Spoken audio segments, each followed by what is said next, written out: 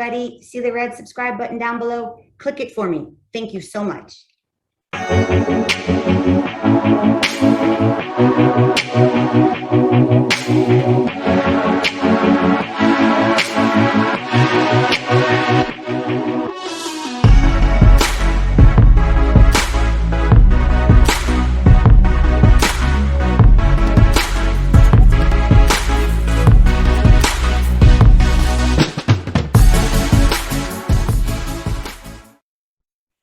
Hi, everyone. Welcome to Shannon Confidential. I am Shannon, your host. And Shannon Confidential is a podcast about life, love, and everything in between. And today, the in-between we are going to talk about is introverts. Now, a lot of people think maybe they're shy or they're different, but in reality, they're quite smart and intelligent. There's a lot of celebrities and a lot of well-known people that have been in the public eye that are introverts. And Jeri Bingham has a podcast called HushLoudly, and she wants to reduce that stereotype. She believes it's the most ill-defined type of name to be given to somebody is an introvert. It's so, I don't want to say misdiagnosed as much as it's misunderstood. And she wants to bring the voices. She's dedicated to bringing the voices of introverts out and explaining the stigma behind it and what they go through and how hard it might be if you're an introvert and then you have to be in the public eye and how you have to almost manage two different lives. You know, you have to be one in the public eye and one not. And she wants to reduce that stereotype and she's dedicated to that. So I am going to bring you today, Jeri Bingham with HushLoudly. All right, everybody, here she is, Jeri Bingham with HushLoudly. This is going to be so exciting. I just had the best intro call with her. I am just so excited for all of you to meet her. Welcome, Jeri. Welcome, welcome, welcome. Thank you for being on Shannon Confidential. I know that there's going to be a lot of people out here that are going to be affected by what you're about to say, because I know I was, and I kind of think I have an open mind, and I even was blown away by what you said. So I'm going to stop talking over you. Jeri, tell everybody how you got into what you're doing, whether it be the podcast, all of your higher education. Just explain how wonderful you are. Oh, thank you, Shannon. I'm so excited to be here and to be one of your esteemed guests. I really am. But I am on a mission to talk about introversion. So I am a big card-carrying, flag-waving introvert, and am so proud to be where I am today, because years ago, it was something that I was embarrassed, ashamed of, I didn't understand. And so I've come to a point where I'm very confident in understanding the superpowers that I have. So I am on a mission to touch people who, like me, just need some support and just didn't understand what we are, who we are, our strengths, and all of these things, because we live in a world that's so loud and so extroverted. So how do we fit in? So that is my mission. And so I have a podcast, I have t-shirts, I have panel discussions. I gotta get one of those t-shirts. I love it. Because I also have them for extroverts. So I have some that say, this extrovert loves introverts, because we need your support and we balance each other out. And I find that the majority of my friends are extroverts. I have some introvert friends, and even the guys I date, it seems like I like the extroverts. So we balance each other out. And even in families, you know, if it's a family of 5, half the people in that family are introverted. Now, there are varying scales, various places on the spectrum, but what research has said is that half the world is introverted. And so right now, the latest numbers from Myers-Briggs are the personality inventory experts, and they say as of 2019, it was 51 point something percent. And it is mind-blowing, but I think part of it is many introverts don't know they're introverts, or they spend a lot of time masquerading as an extrovert because that's what's expected in our families, in the workplace, socially. And so what happens is they are just exhausted because they're not really being their true selves. They aren't living their lives and in the way that they are sort of respecting their needs and getting what they need to fuel them because they're so busy trying to be someone else. I mean, just imagine that. Imagine being an introvert, which, and I'm going to say this wrong, and you're going to give us a better definition. Introvert isn't someone that's weird or shy. It's I believe, like you said, it's just the wrong name for a stereotype. But imagine that you're shy or you kind of keep to yourself when there's nothing wrong with that. But you're in an atmosphere where you have to be on, you have to be at work, you have to go to meetings, you have to speak at things. Do you know the anxiety that they must go through? That's got to be so physically and mentally draining. Like you said, they have to be exhausted. So when you're comparing the introvert to the extrovert, what is that difference? Okay. What is the wrong definition and what is that difference? I love what you said because I think that you are just what everyone else thinks. I don't know where the negativity and the stigma came from, but most people think an introvert means shy, hermit, recluse, doesn't like people, can't speak to people, can't do an interview, can't speak to audiences. And that's true for some, but that's true for lots of people across the spectrum of introversion and extroversion. And so my understanding of the word shy is fear. And so it's a fear and social anxiety. So I wouldn't use shy to define an introvert, but what it really is, and what I've learned from my research is it's about how we gain or drain energy. So I gain energy from within. I get re-energized and recharged from within, and I choose to be in less stimulating environments. So that means that after I'm working all day, let's say pre-COVID, and I'm worked all day and I come home, I just want to chill on my couch, Shannon. And I just want to have a little solitude, whether I'm reading a book, whether I'm watching TV, whether I'm drinking something, that helps revitalize me and re-energize me and get me jazzed and get me creative and the juices flowing. That's what I need. Versus my extrovert friends, after they go to work all day, they're like, let's go meet up at the so-and-so. And so we'll go meet up and they are energized by all of the energies of everyone else. They are feeding on. They love it. And it's like being in a room with 20 people. It's like they are jazzed, they are pumped, and they're leaving energized and jazzed and having their juices are flowing. Like my girlfriend who will she has a home, she's got a big house. She needs to go to this place that we go to. It's like a bar, restaurant. She likes to sit at the bar and work. And she's not even necessarily talking to people, but she loves the activity, the action. She's at the bar. She feeds off that. And she may get ideas from even just people watching and just what's happening. She's an interior designer. And so that works for her. And so it's different. That's all. No way is wrong or right. And so even like talking things through. So usually I'm figuring things out in my head. I unfortunately overthink and overanalyze. That's one of my problems. And so my extrovert friends, they think out loud. So they'll call me or come over and be like, okay, this is what I'm going to do. Not what they may take my advice and they may not, but they need to share. Bounce that off of you. They just need to think out loud. Exactly. And so that is what works for them. And so for me, it's all internal. And so that is the biggest thing with introverts and extroverts.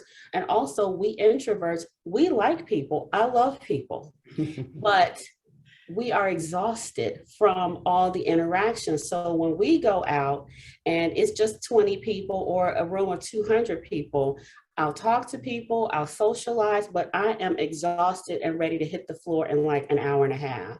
And it's just like, it takes a lot out of me.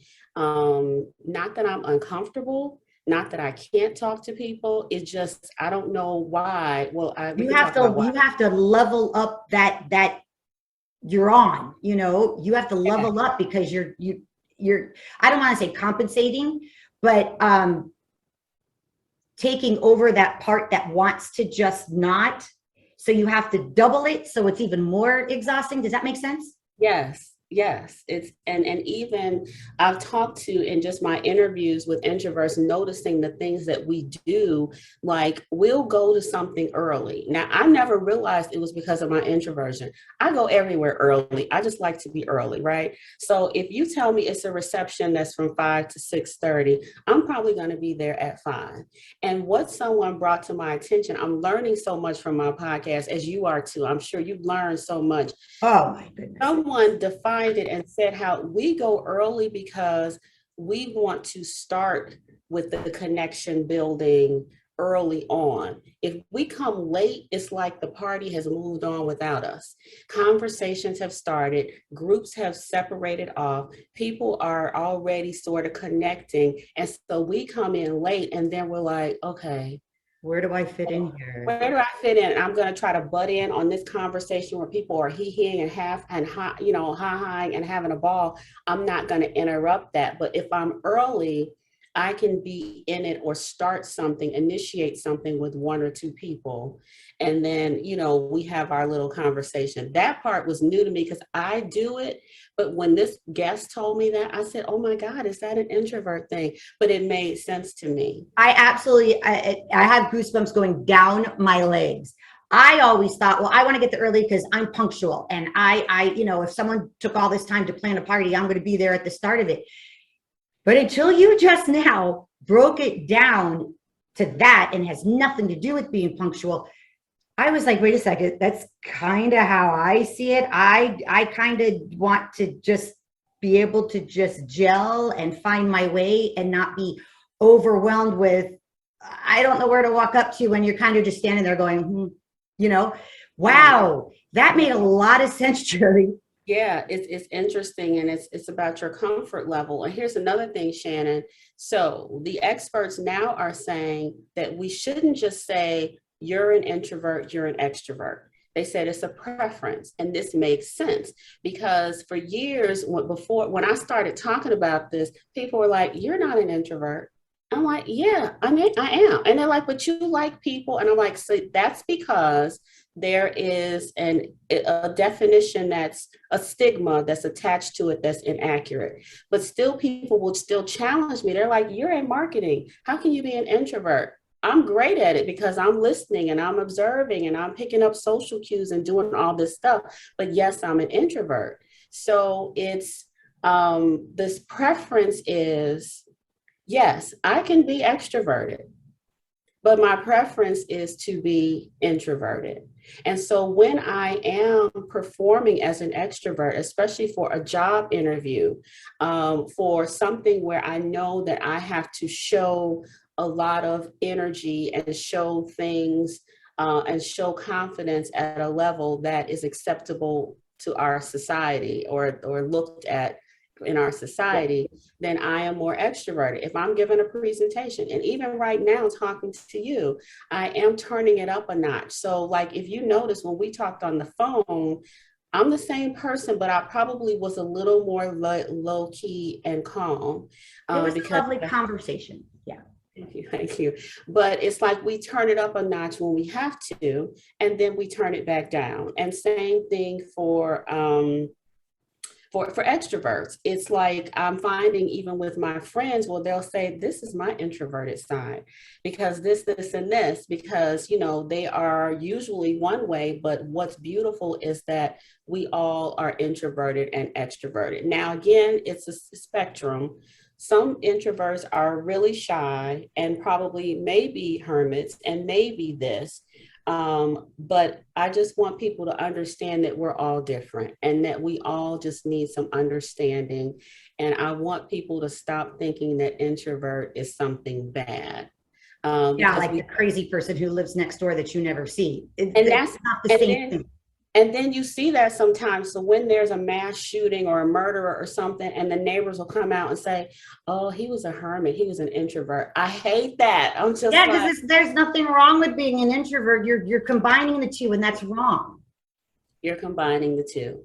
And then we have, it's just also our society. We introverts are the best listeners and so observant. And we are looking at social cues and looking at body language and looking at all of these things that are so helpful in so many ways, versus the extrovert, who also can be observant, but usually they are running, or they are a showman, or they're the star of their own show. So they're not totally taking in all those social cues. Right. And that's why you need both. And so that's one of the things that I also talk about with companies and talk about for employees and engagement and all of that. A company run by all extroverts probably is not a good thing, versus a company run by introverts, not a good thing. We need each other. And so we need to just figure out how to communicate, how to respect, how to understand each other, and not misunderstand some things. One of the things that I talk about is how, like, when you start a new company, and so people want to get to know you. And so if you're not very forthcoming, and you aren't really living your life out loud and talking about the kids, the dog, the trips, mom, everything, sometimes people can take that the wrong way. 100%. And that can be held against you. And it's really not fair. And even little things, Shannon, like in your office. So in my office, I don't have any pictures of family. I don't have anything, and I travel the world. I'm a huge traveler. I don't have a lot of stuff up. I don't talk about it. But once we become connected and I have a relationship with you, I will tell you the world and not stop talking. But in a work situation, and when you first start, I definitely am slow for a person to get to know me. I really am. And that can really be taken the wrong way. I have been, I don't know if you've ever gotten this, I get quite a bit until someone gets to know me, and the first thing they say is, wow, you're kind of nice. And I'm thinking, yes, yeah, I am. And they say things like, oh, you're unapproachable, or I don't know, resting bitch face, whatever you want to call it. They're like, oh my God, Jeri, I thought you were mean. You are. And I'm like, mean? Yes. Mean? How can you think I'm mean? I have heard that 114 times, where people say, well, when you first got here, it just seemed like you were mean. I've been told I have a resting bitch face, all of that. And that is just people uncomfortable with not knowing what to do with that personality. Or if you come in more reserved, and I'm like that, as we get to know each other, I'm not going to stop talking. But when it's brand new, I am checking out the scene, and exactly. And I'm not going to be friends with everyone, but I'll be friends with a couple people. I have to check you out and figure out if we want to be friends, but I have heard that a million times too. And to me, it's just baffling. And part of it is I go, okay, if you hear it so much, maybe there's some reality to it. But also, if you hear it so much, is there just that much of a misconception? Is it really me? Or is it the way they've been taught to see me? Without getting too scientific. Sometimes I have to ask myself, is it one or the other? Is it a little bit of both? Because just because I'm quiet, I would be in the elevator to my building and maybe I was working all day, or I just recorded a podcast. And that is, you have to be on, and it's tiring, and prepping for it and all the studying. So when the podcast is over, my brain, or my work day at the office, when I used to go to the office, just goes whoosh. So my ride to the elevator going back home was my quiet time. That's it. I liked people around me. I just didn't talk because my body was just coming down, and people misread that. Yes, you're decompressing, and absolutely people misread it. And I think that even with our society now, let's think about reality TV and think about how outward we are with everything. People expect you to say it all, give it all, do it all. And it's just an expectation, show it all. So it's getting worse. And so it's like we are unfortunately misread. And it just takes a little time for people to get to know us, but it causes a problem, because could the leadership look at us like we're not a team player? we're not engaged, we're aloof, we're too calm, we're too nonchalant, we're maybe not smart. It's all of these things. Let's not pick Jeri for that project because I don't know, she doesn't seem like a people person. She doesn't seem like a team player, which is the furthest. I'm gonna go all in and give my best, but it's unfortunate that we are misread that way, and it can be detrimental for us. And what happens is, if we're not happy, we leave. If we're not getting what we need, and now you've lost talent, someone that could have been an amazing talent on your team, all because you misread or misunderstood them. And so that's another part of my mission. Such a great point, Jeri. Yeah. And it happens all the time.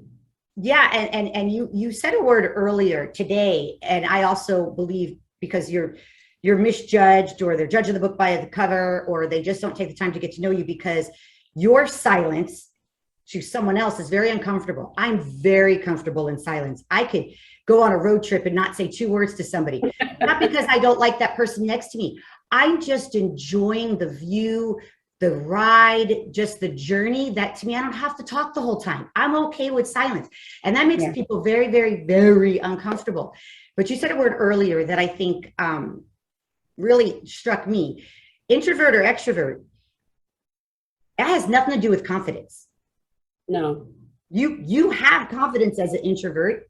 Yes. And you have confidence as an extrovert. It's just how you show your confidence, right? Yes. It's just that extroverts have a showmanship, or have something, or charisma, or something that displays, I think, more prominently. The way they expect to see it. And the way that it's expected. And this is, if we can talk about this now, I can go back, and this is actually what I'm talking about with my dissertation. So there's something called the culture of character and the culture of personality. And I learned this in my research. I first heard about it from Susan Cain's book. So Susan Cain is the author of Quiet, The Power of Introverts in a World That Can't Stop Talking. That was a life changer for me.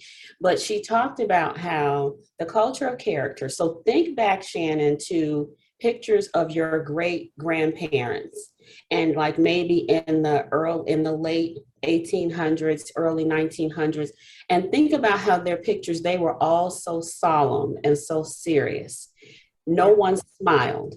And so that was what was important back then. It was about honor. It was about character.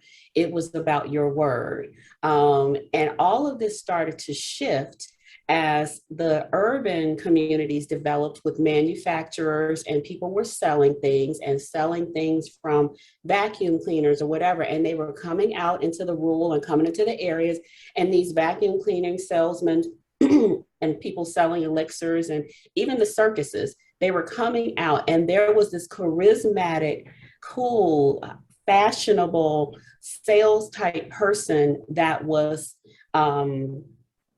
connecting and engaging with people. And so this is where the shift began, where it's now where we are today, a culture of personality. And so this is fascinating to me, because right now it's like selfie all day. It's me all day. I have to take a picture of everything. I can't eat my food without taking a picture. And it's like the person with the biggest, loudest personality is on top.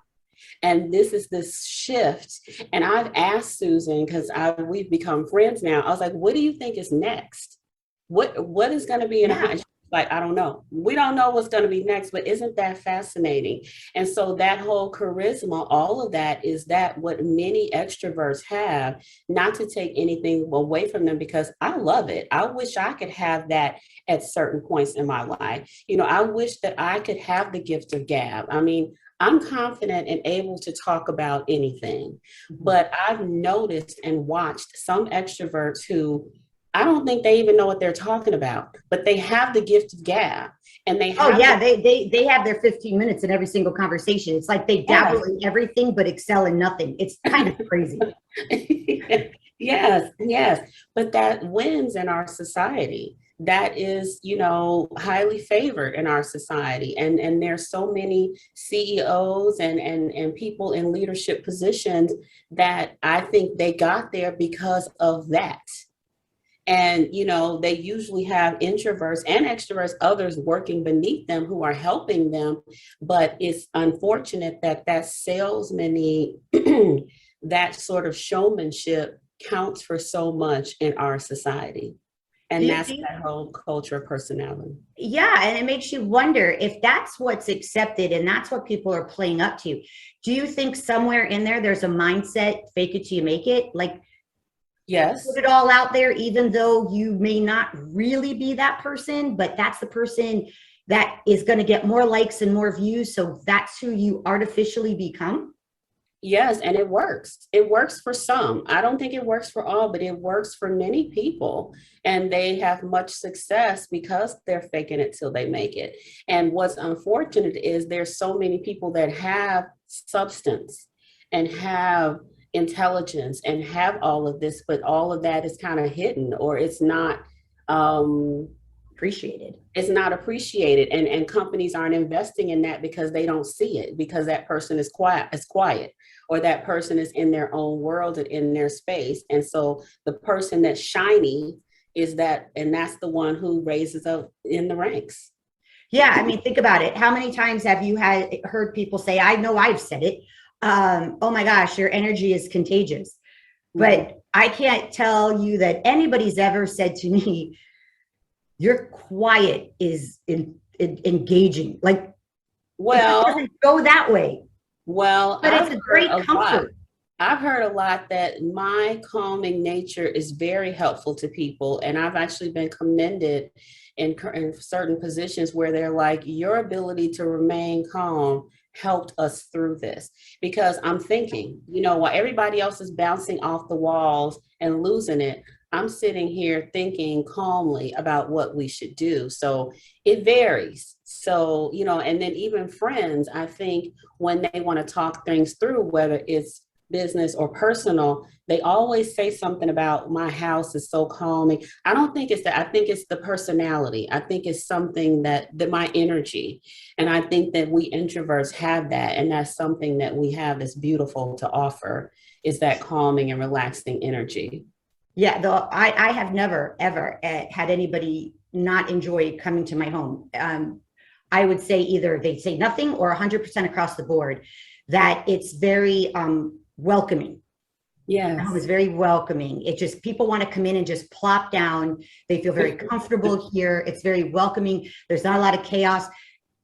Probably don't have the TV on sometimes. Maybe I've got music on. Maybe it's just quiet, but it's just peace. Whatever that piece is at that moment. And sometimes it's not crazy dance music that I love, but it's just whatever it is. But people do enjoy coming over for that comfort. They're not coming for a party all the time, that's for sure. That's a compliment, and that's an extension of your personality, and that they are feeling that energy when they enter your home, because your home is you. So that's definitely a compliment. And one thing you wanted me to talk about, the science, if we could jump into that a little bit. One thing is about the acetylcholine. Sorry. So we all have heard of dopamine, and dopamine is that chemical, that energy in your brain that people think is associated with happy. And we all have dopamine.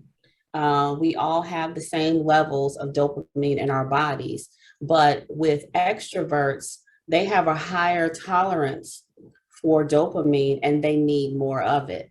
And so this makes them usually the bigger risk taker, more adventure seeking. It's because that stimulation, they love it, they crave it, and they need it more.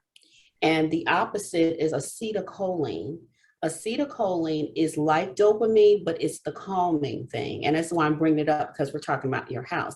And so just how extroverts crave dopamine, introverts crave acetylcholine. And that's why we build our homes and our environments that may be more calming to us, because we like how that feels and we crave that. And so we strive for that. And that's really interesting.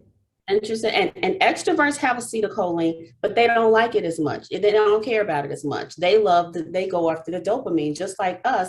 we have dopamine and we like to be happy, but what makes us happy is that calmer, less stimulating environment. And so we're just different.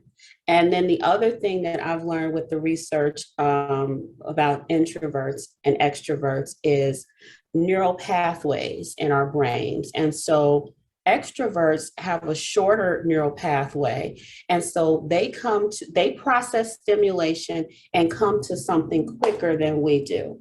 Introverts have a longer neural pathway. And so what's happening is we're bringing in our long-term memory, short-term memory, our feelings, all of these things as we're processing and making a decision. So for example, if you say, Jeri, come to Florida next week, we're doing this, I'm having this thing.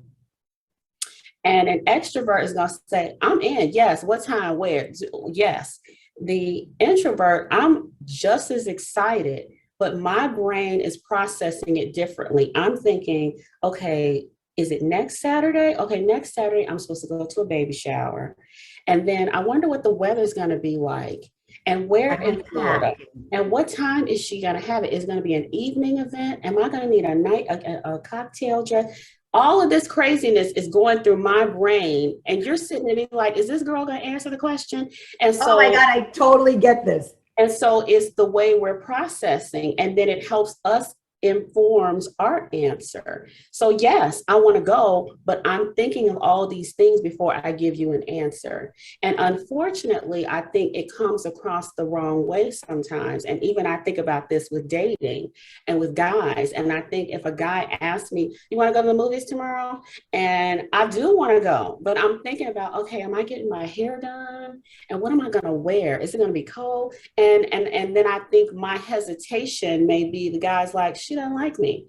And so that's something I have to work on. Like I'll say now, yes, I want to go, but I need to just think about this and I'm going to get back to you. Or so that is also interesting in the way we process. And that also is meaningful for work, Shannon, because if we're in a conference room and the boss wants to come up with a new something, vision, marketing plan, campaign, whatever, and wants everyone to brainstorm, the extrovert is going to come out with stuff like this. And they are thinking in the moment. They think while they do. And introverts, we think then do. So I'm in the conference room and I'm listening. And the boss, the CEO is talking about all the stuff, the plans, blah, blah, blah. And then ask, so what do you think about this? What's the next step? It's going to take me a minute. And what I've come to do or learn to do is let that CEO know who I am and let them know I may not have an answer for you right now, but I bet you I'll have it an hour later or tonight. And then I'm going to put it all in writing and have a lovely email. I'm going to have justification. I may have some data. I may have done some research. I'm going to give you a complete package of why we should do this. And that has worked well for me. But if you ask me in a minute, I might draw a blank because my brain is still cooking. And unfortunately, it can be taken the wrong way because the CEO may be like, she's an idiot. She doesn't know anything. Got nothing. She's not talking. Yeah. And it's not it. It's I'm still thinking, it's cooking, it's processing. And yeah, I could be thinking, okay, you want this done. I'm thinking, okay, who's going to be there? What's going to be the vibe? What's everybody going to have on? What would be a great graphic? Maybe we should have music in the back. Like I'm thinking so much bigger that I need to understand the room. And then I know what to do the next. So what you're saying, I get it because that's you can't answer it like that, but I'm just thinking far greater than just the answer. Like I'm really trying to connect to the event, not just have something for the event. Yes. And like little things, like even as an example, I use like if the boss says, okay, we're going to change the branding color to whatever anybody thinks. The extrovert is going to jump up and say red. It doesn't matter. That's their instinct. That's the first thing they're saying. Me, I'm going to think, well, what's wrong with the old color? What about the brand standards? What shade of red? because one shade of red is not positive. One shade of red is scary. You know, I'm thinking of all of these things. How will it be used on signage, on the building? And I don't want to articulate that. I want to wait and let it process. And then I come up with, well, I think that color should be blue because the color of the year next year is going to be blue according to the Pantone colors and blah, blah, blah. And so it's not that one way is different than the better than the other. It's just different. And we need both. We really do. And the extroverts, you know, I love that they have the gift of gab.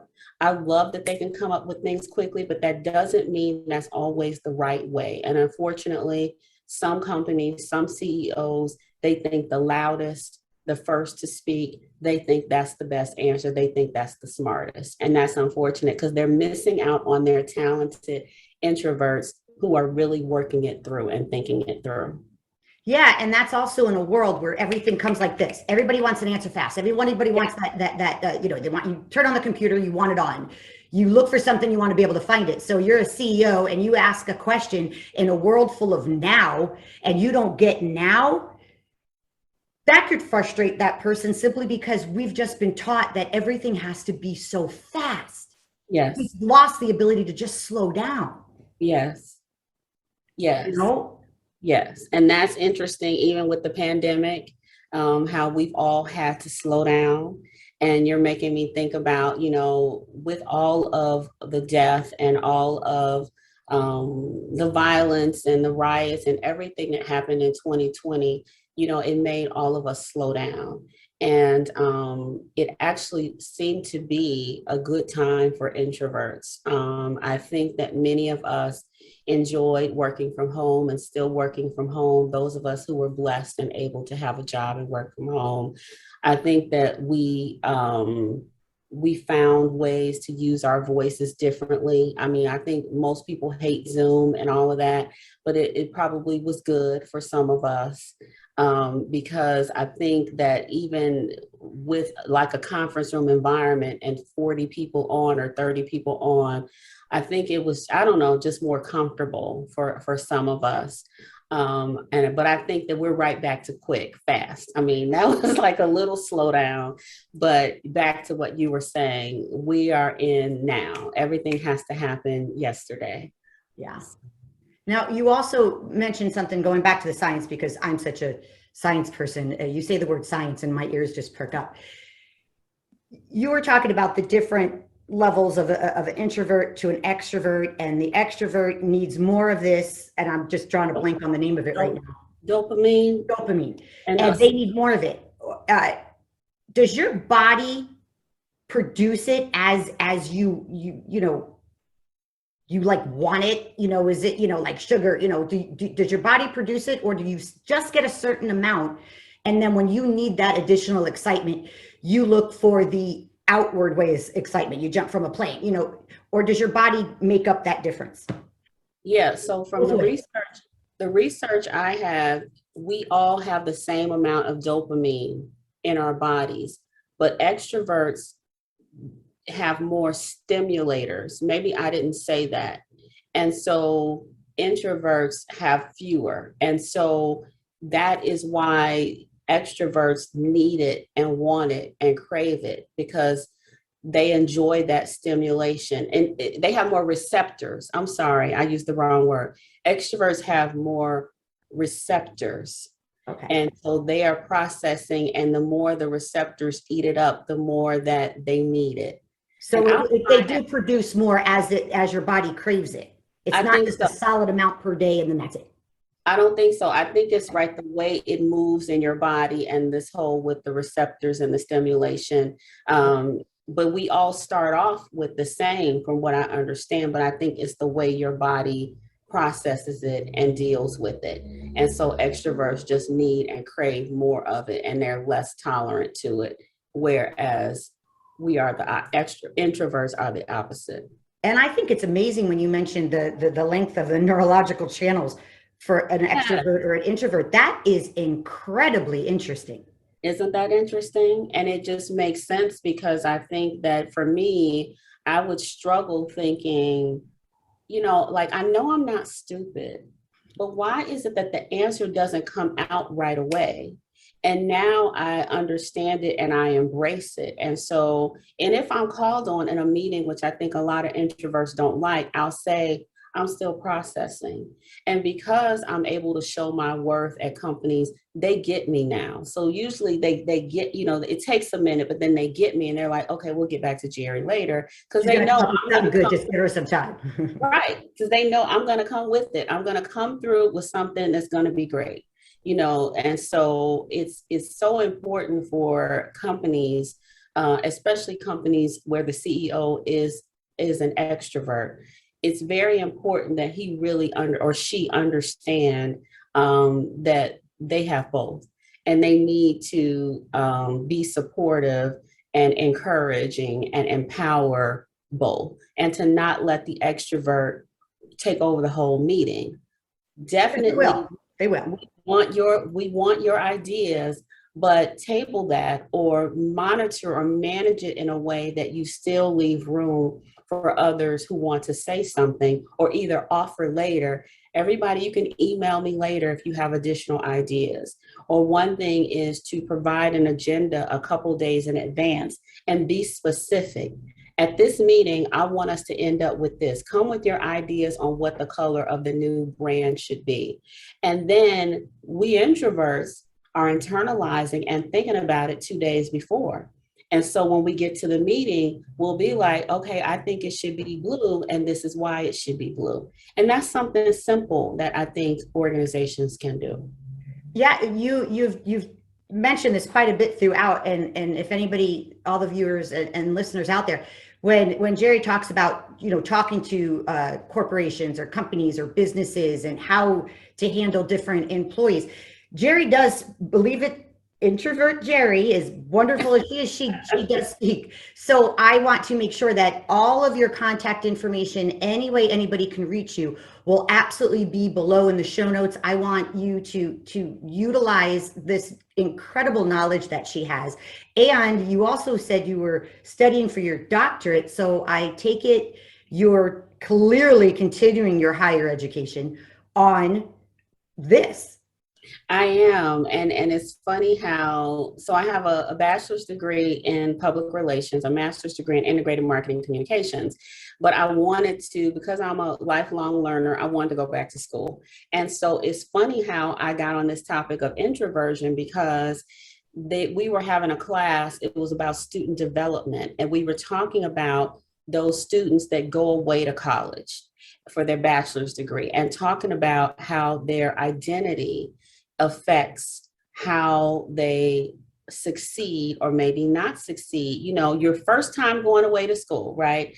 And everybody handles it differently. And then, so we talked about how racial identity. So usually the Black kids will kind of gravitate toward other Black kids because there's a comfort, there's something there, even if you're from different cities, or either you'll gravitate toward all the people who are from your city. And then social identity and even, you know, money, and the kids with money seem to gravitate toward each other and all of these things. And then what about those people that don't connect with anybody? And so I started talking about how I was an introvert and I wasn't really bothered. Peer pressure, none of that. And I said, because I grew up an only child and my parents, you know, I kind of learned, I had my own built-in entertainment system. I knew how to entertain myself and it was fine. And as I kept talking about it, it's like the room just froze. And I just started talking about introverts and extroverts. And it was like, I was like, I'm really hitting on something here. And then it turned out like 80% of the class was introverted. And it was only like 10 or 12 of us. But it just brought up so much discussion. I said, well, maybe this should be my topic. And I love just talking about this. And so that's how I decided to continue down this path. And my dissertation, which I'm hoping I'll have it done next year, is on this topic. And I want to talk about how introverts influence and lead and inform, because I think people are shocked Yeah, at that technically is a because of the contradiction. stigma. because it's a stigma, and it's no other reason. It's just a stigma. It's just a misunderstanding. And I know you wanted me to talk about, I'm sorry, I'm talking so much. Look at this introvert No, talk. this was like when I was on the call with you. This is why I said I'm not going to ask you too many questions because I'm going to ask you on the podcast because it's so interesting. Yeah. So I love to blow people's minds and talk about famous or celebrity introverts who have come out and say they're introverts. So I have a whole list because I don't want to miss anybody. So anytime somebody says it, I'm like putting it on my list because I would love to interview them someday. But to talk about leadership and just to dispel the myth that introverts are, incapable or can't lead, because I think that's a misconception. Well, yeah, So I looked at your Instagram page. You have stand-up comedians that are introverts, yes, really yes. good ones. Well, it's So funny you how wouldn't think that. You would just think they walk around and they're funny and they're like the life of every party, and that's not necessarily so. that's the extroverted side of them. They are, and even actors. So I've talked to people who they think that the majority of actors and singers may be more introverted, but when they are passionate, when they love what they do, they turn it on and they turn on that extroverted side. But their preference is to be at home on their living room on the couch, with a bottle of wine or whatever. Yeah, So and that's the misconception in the world today because since everybody lives on social media, it's almost a false narrative of what they are on the other side of the camera. So people yes. think this celebrity is like this, so I want to mimic that. You don't realize that celebrity might just like being home alone more than you realize. Yes, yes, and like Keanu Reeves is one of them who they say that he's like a recluse or he's like they consider him weird. He is one person, but I think that he is just more confident with it and committed to it. He doesn't care what you think. He No, just doesn't. again, introverts are not. It has nothing to do with lack of confidence. He doesn't care. So my list includes former President Barack Obama. He is an introvert. Michael Jordan, who many say is the best basketball player of all time. Dr. Phil McGraw, kind of shocked me a little bit, but then when I thought about it, I'm like, no, it doesn't shock me. I can see it. Brene Brown, author, and she's had a couple of TED Talks. Bill Gates, Jeff Bezos of Amazon, J.K. Rowling, Warren Buffett, Elon Musk, Meryl Streep, Steven Spielberg, amazing, Mark Zuckerberg, Larry Page, the co-founder of Google, George Stephanopoulos, who's on ABC News, Diane Sawyer, Tom Hanks, Amy Schumer, shocked me, comedian, Viola Davis, Sarah Haynes from The View, Kelly Ripa, Trevor Noah, Naomi Osaka, who's come out and said it quite frequently, Sharon Stone, RuPaul, shocked me. RuPaul you think would be the most extrovert ever because he does it so beautifully. He's saying that's his performance. That's his performance. So he said it on a master class that he comes out in his first class and says he is an introvert. And the last one is Oprah. And so Oprah, and Ellen is another one, but Oprah, I was a little shocked, but then not, especially with the reading and all that she does. It seems like about your environment and making it what you needed and all of that. I could see it, but look, she was one of the biggest, I think, talk show hosts ever for 25 years. So people would be surprised, but she just came out a couple of years ago and said it. Oh, Valerie Jarrett, who I interviewed on my podcast, but Oprah, I think many people didn't say it. And so some are starting to say it a little. Well, they didn't have to say it, but it's funny as the conversation moves on, people are saying that they are introverts. Yeah, because when you're describing yourself and you're writing a bio, you want to put yourself in the best light. And that word was like, ooh, I don't know if you should have said that. So kind of leave it out of your bio until it starts to become better defined and more accepted. And suddenly, it's like, I don't necessarily want to compare it to mental health because there's some very serious mental health issues that I think are more serious than a definition. But it's the same thing. There's a stigma. And as soon as you start opening that door to say it's okay that you feel this way, or this is happening to you, as soon as you get that, I don't want to say the word approval, is maybe the word acceptance, suddenly you're going to add that to your bio. It's not a bad thing. Yes. Yes. And it's funny you said, I had a panel recently called Ready or Not So Much, Introverts Return to the Office. And I asked someone who works at a major network television station here in Chicago.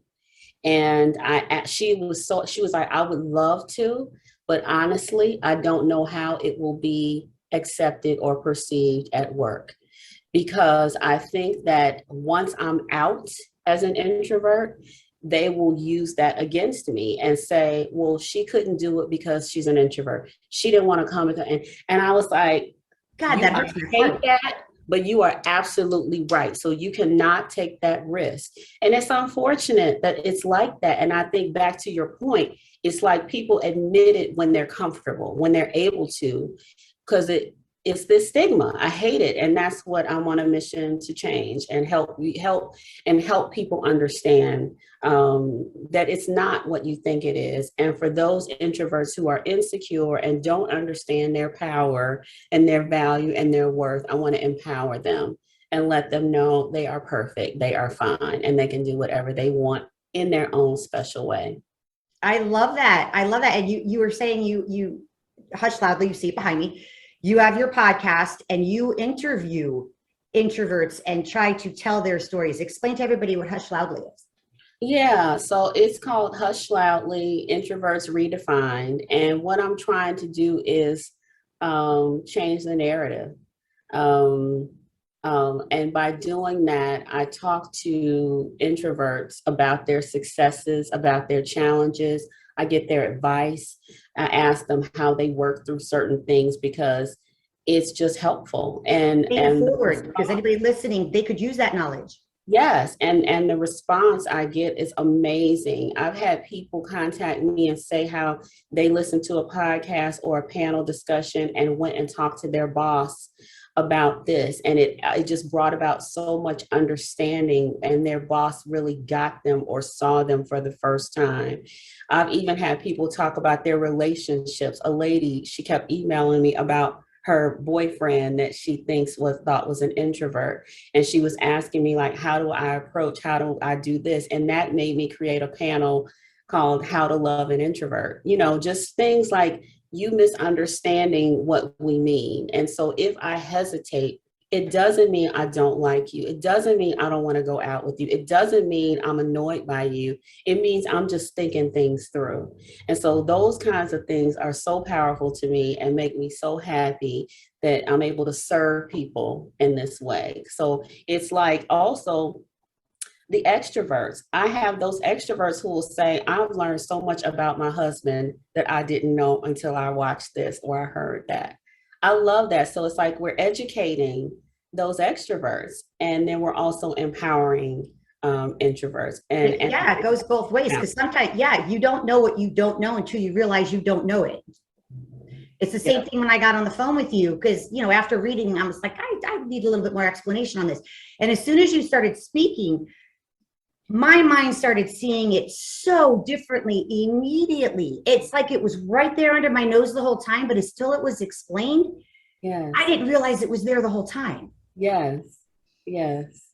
That's, I don't know. That's understand why people do the things that they do. It kind of just sheds a little light on some things. Or like I said, like I saw in that class, light bulbs were going off as I could see people thinking about themselves and thinking about their husband or thinking about their kid, and I've even heard from moms that are saying my podcast is helping them as, we have to be social. So there are these moms who are freaking out because their kid seems quiet and shy, and they're concerned, like, how is this kid going to be social, and how is this kid going to go to high school and fit in and get that job and blah blah blah. And it's just, you just have to nurture them just differently. I mean, just like all your kids, and I that's an example I use in a family where you have 3 kids, every kid is different.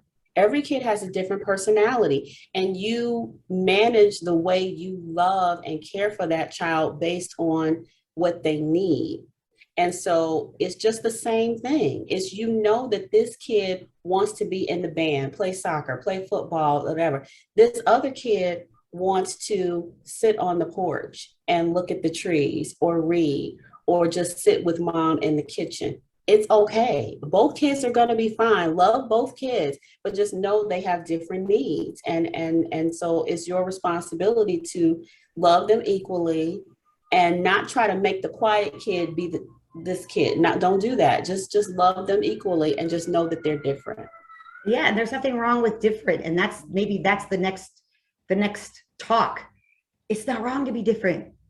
There's nothing wrong with being different. And Makes that's the the world go beauty of round. our world, with the differences and the different perspectives. So that's a cool thing. That's a good It makes thing. us all smarter to see things differently, to see them bigger, Yes. and Yes. how to incorporate that. So I love this. And again, everybody, between the podcast, her social media, her speaking, everything that Jeri does will be linked up. What's next for you, Jeri? I would love to write a book. I would love to just put sort of all the experiences and the learnings, everything that I've learned. I learned so much from these podcasts and from other people, just to put it in one place and just to be a resource for people. So that is, and my doctorate will actually help because I'm basically writing a book, but that's going to be more scholarly and academic. But from that, I hope to create something like what Susan Cain did and have something that will help people just with understanding about their lives and to have some sort of compassion for themselves and let them know it's okay that I may process a little slower. It's okay because I'm brilliant at this and I have all this other great stuff working for me. So I don't need to be a showman because I have all this other great stuff working for me. So I would love to do that. I would love to do like a nonprofit. I'd love to do something with scholarships for kids who seem to skew more introverted or help them just with coaching and stuff like that. So these are all in my long-term goals. Your to-do list. My to-do list, yes. I love it. And you did mention the shirts and that you have this shirt and that kind of shirt. Where could someone find that? So if you go to my website, which is HushLoudly.com, you just click on shop and then it'll take you to all of the t-shirts and hoodies and bags and things that I have that are for introverts as well as for the extroverts who support and love us. I will make sure that that is linked up. I have all of your links. I have to tell you, when your book comes out, please make sure I know, and I'll tell all the viewers, hey, Jeri's book came out, she's ready. I highly suggest, even if you're not an introvert, everybody listen to Hush Loudly, go to the podcast. You will learn from what you don't know, and you'll learn more from what you already do know, and that's powerful. Yes, thank you so much, Shannon. It really is. And there's a variety of podcasts. And so there's a little subtitle that kind of tells you who it is or what it is about, because you may not have time to listen to all of them. But I would say if you only could listen to one, it would be the one with Susan Cain, because she just really talks and helps you really understand what this is. And the second one is with Michael Segovia. He's a Myers-Briggs expert and really breaks it down and talks about the data and all of these things. And so those are, if you just want to learn more about introversion or understand or figure out if you are one, but just didn't know what to call this thing, those would be the podcast episodes that I would suggest you listen to, because they are just mind-blowing. Well, I can tell you what I'm going to be doing as soon as we get off. I just learned so much from you. Now I just want to take it in like a sponge. Yeah, thank you so much. Thank you. Well, Jeri, Jeri Bingham from Hush Loudly. She does speaking, she panels, she'll help your office work better just with her insight. If you've learned half of what I've learned, you can't have improvement in your own life, in your work life, the podcast. Wear the shirt proudly. I will make sure all of you are all linked up. And Jeri, I thank you for this time with you today. I know I am going to go into my rest of my day with my head just bigger. I just feel like, you know how sometimes the electrics go off and your brain is just better, and it's just, you just feel like you're on fire. Like, Yeah, I just can't wait to do all the editing of the podcast, to listen to it again. You are a joy. Thank you. You are a joy. And thank you so much for giving me this opportunity to share with your audience. I really appreciate it. Thank you so much. You're very, very welcome, Jeri. Thank you. Thank you.